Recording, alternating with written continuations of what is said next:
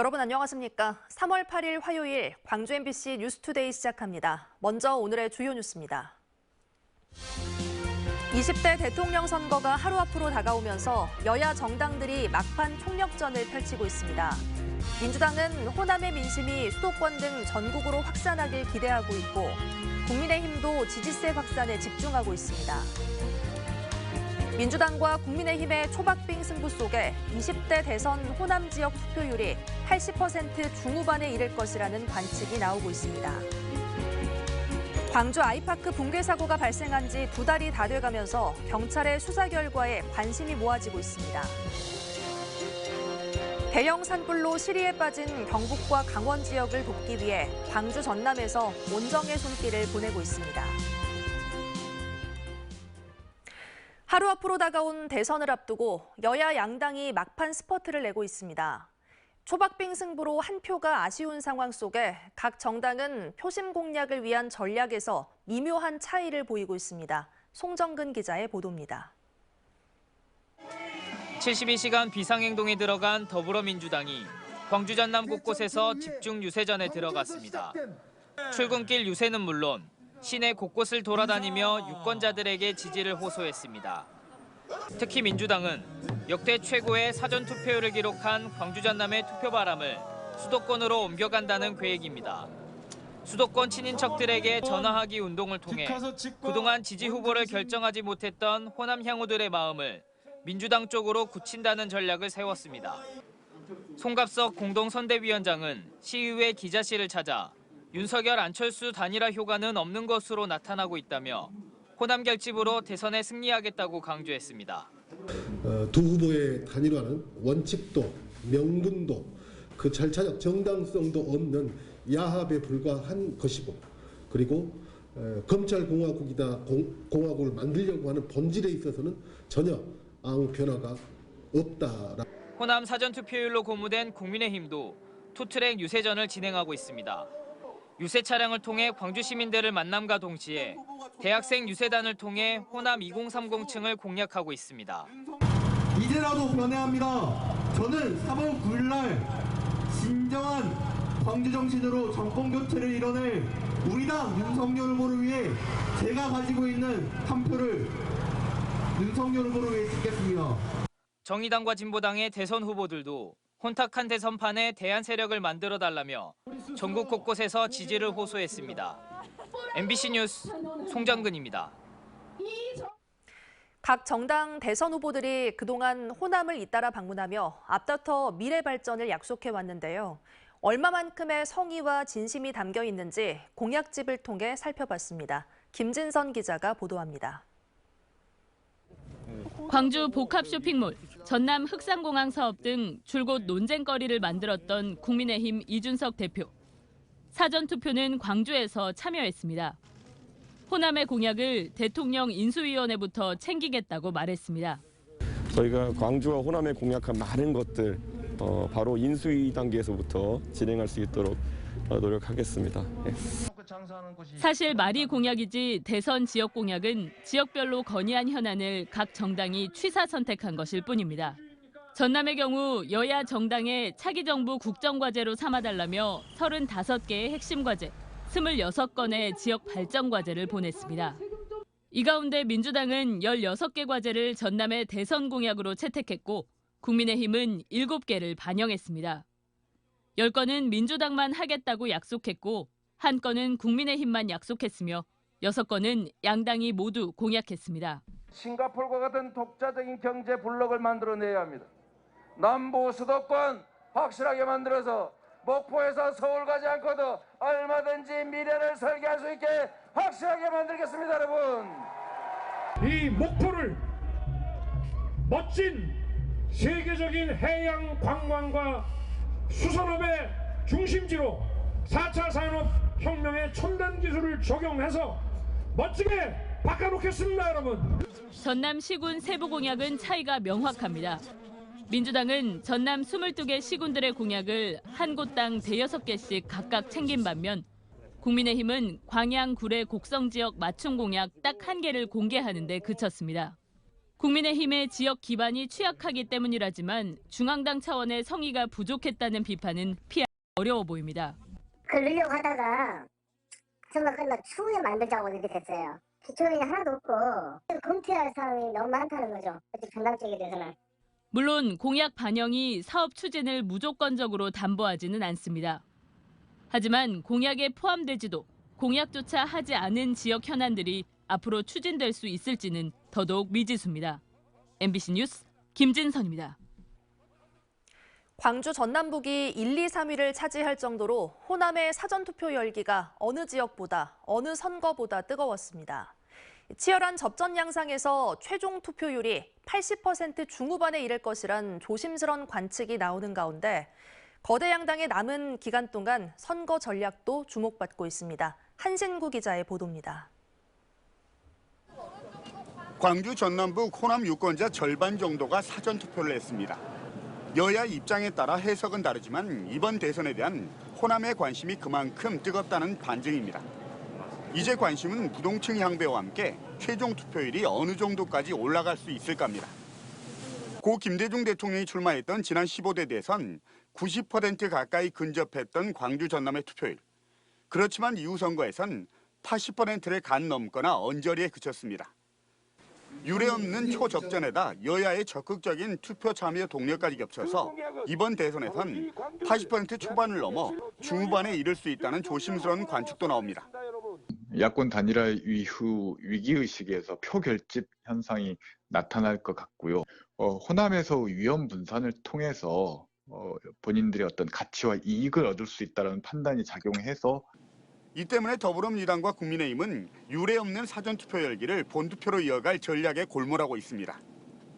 현 정부의 최대 지지 기반인 호남에서 위기의식이 높다는 반증이다. 광주 복합 쇼핑몰 등 2030 청년층과 지역에 집중한 맞춤형 공약이 효과를 봤다. 이렇게 서로 엇갈린 해석을 내놓는 것도 바로 이런 이유에서입니다. 그렇기 때문에 남은 이틀 동안 선거 전략도 다릅니다. 더불어민주당은 수도권 친인척에게 전화 걸기 등을 통해서 호남 표심의 확장에 사활을 걸고 있고 국민의힘은 대학생 유세단을 광전남 곳곳에 투입하는 전략으로 맞불을 놓고 있습니다. 유례없는 대혼전 속에서 또다시 호남의 선택이 주목받고 있습니다. MBC 뉴스 한신구입니다. 이용섭 광주시장이 내일 대선 본투표를 앞두고 시민들의 적극적인 참여를 독려했습니다. 이용섭 시장은 대한민국과 광주의 밝은 미래를 위해 대통령 선거일인 내일 한 분도 빠짐없이 꼭 투표해 줄 것을 호소했습니다. 전국 최고 투표율을 통해 광주가 민주화의 성지임을, 민주공화국 대한민국의 주인임을 다시 한번 보여달라고 강조했습니다. 또 공직자에게도 시민들이 불편함 없이 투표할 수 있도록 투표 독려에 최선을 다해달라고 부탁했습니다. 대선 당일 코로나19 확진자와 격리자의 투표관리 대책이 변경됐습니다.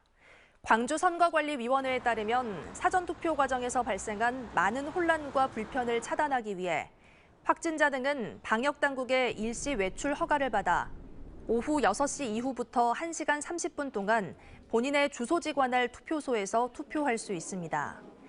확진자 등은 일반 유권자들이 투표를 마치고 모두 퇴장한 후에 해당 투표소에서 일반 유권자와 동일한 방법으로 투표를 진행하고 자신이 기표한 투표지를 직접 투입하게 됩니다.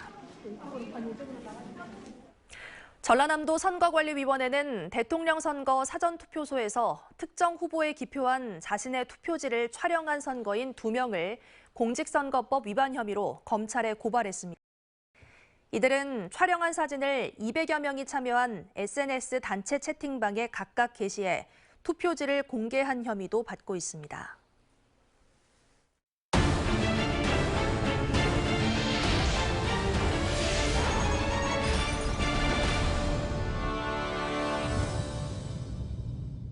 지난주부터 이어진 대형 산불로 경북과 강원 지역에서 큰 피해가 발생하고 있는데요. 하루아침에 갈 곳을 잃은 주민들도 적지 않습니다.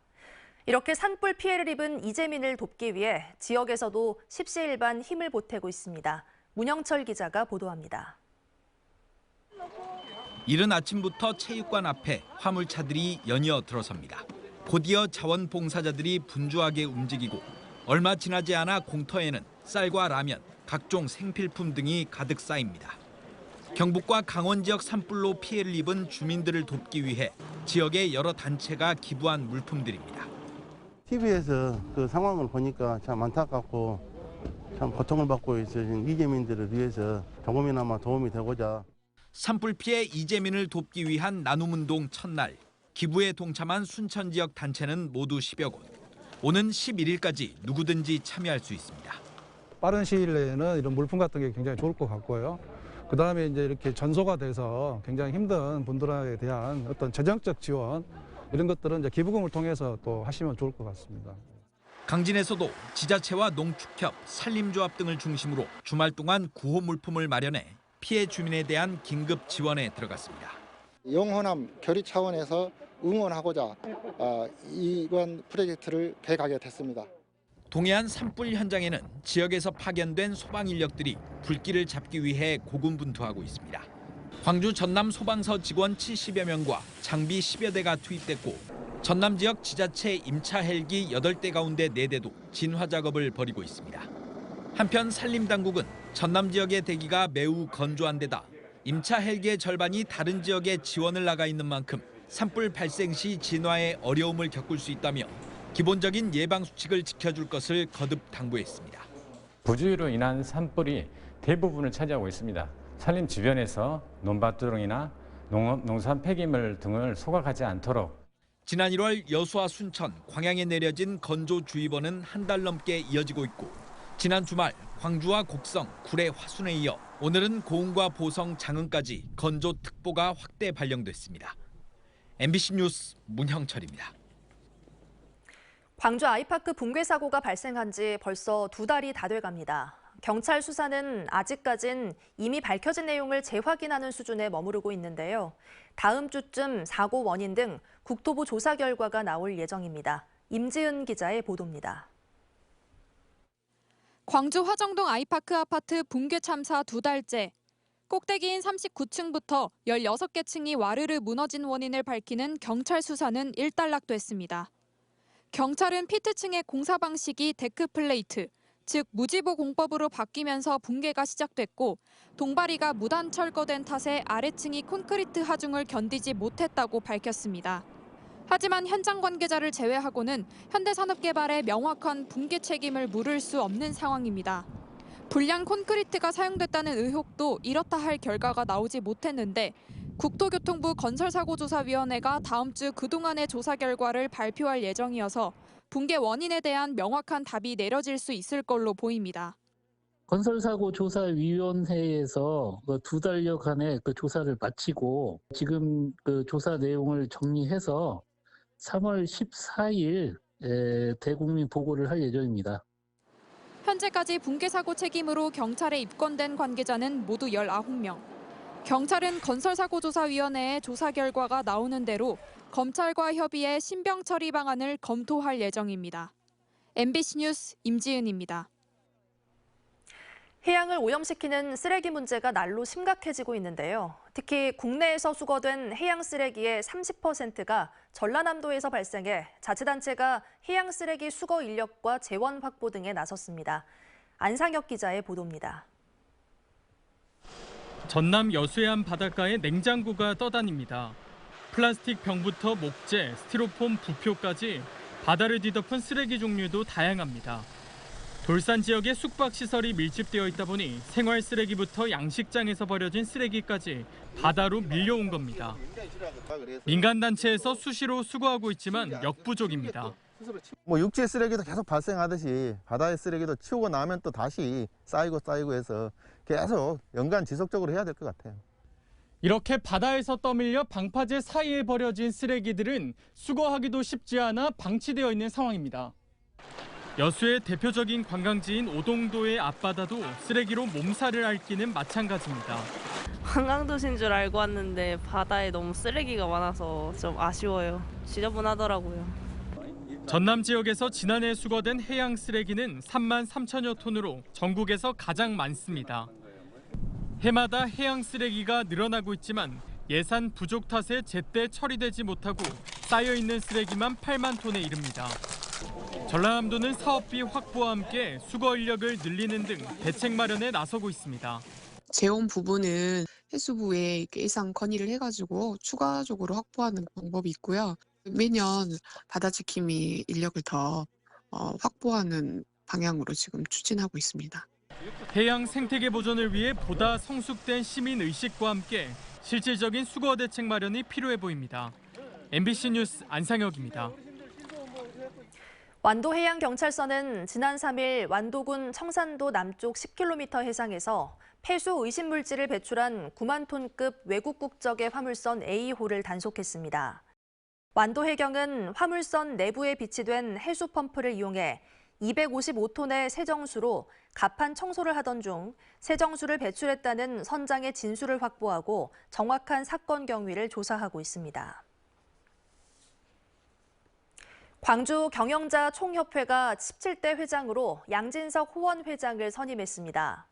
광주 경총은 서면으로 대신한 총회에서 양 회장을 차기 회장으로 추대했다고 밝혔습니다. 신임 회장의 임기는 내년 2월부터 3년간입니다. 광주 경총은 이와 함께 이정권 DH글로벌 회장과 김영근 송악건설 대표이사 등을 부회장으로 선임했습니다. 가칭 광주 EBS 캐릭터랜드 조성 사업이 구체화하고 있습니다.